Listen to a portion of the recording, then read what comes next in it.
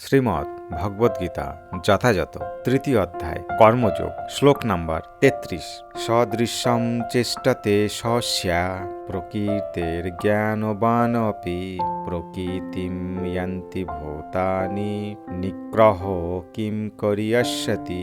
শব্দার্থ: সদৃশ্যম অনুরূপভাবে, চেষ্টতে চেষ্টা করে, স্যা স্বীয় প্রকৃতে প্রকৃতির গুণ, জ্ঞানবান অপি যদিও, প্রকৃতিম স্বভাবকে, ইয়ান্তি অনুগমন করেন, ভূতানি সমস্ত জীব, নিগ্রহ দমন, কিম কি, করিষ্যতি করতে পারে। অনুবাদ: জ্ঞানবান ব্যক্তিও তার স্বভাব অনুসারে কার্য করেন, কারণ প্রত্যেকেই ত্রিগুণজাত তার স্বীয় স্বভাবকে অনুগমন করেন। সুতরাং নিগ্রহ করে কি লাভ হবে? তাৎপর্য: কৃষ্ণ ভাবনার অপ্রাকৃত স্তরে অধিষ্ঠিত না হতে পারলে জড়া প্রকৃতির গুণের প্রভাব থেকে মুক্ত হওয়া যায় না।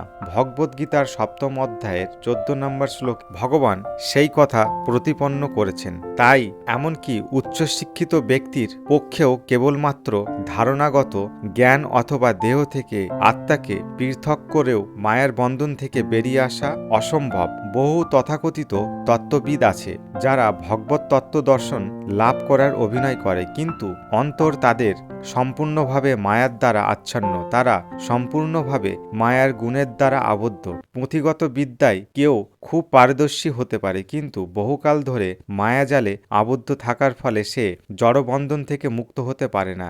জীব সেই বন্ধন থেকে মুক্ত হতে পারে কেবলমাত্র কৃষ্ণ ভাবনার প্রভাবে, এবং এই কৃষ্ণ চেতনা থাকলে সংসার ধর্ম পালন করেও জড়বন্ধন থেকে মুক্ত হওয়া যায়। তাই ভগবত তত্ত্বজ্ঞান লাভ না করে হঠাৎ ঘর বাড়ি ছেড়ে তথাকথিত যোগী অথবা কৃত্রিম পরমার্থবাদী সেজে বসলেই কোনো লাভ হবে না। তার থেকে বরং নিজ নিজ আশ্রমে অবস্থান করে কোনো তত্ত্ববেত্তার নির্দেশে কৃষ্ণ ভাবনামৃত লাভ করার চেষ্টা করা উচিত। এভাবেই ভগবত তত্ত্বজ্ঞান লাভ করার ফলে মানুষ মায়ামুক্ত হতে পারে।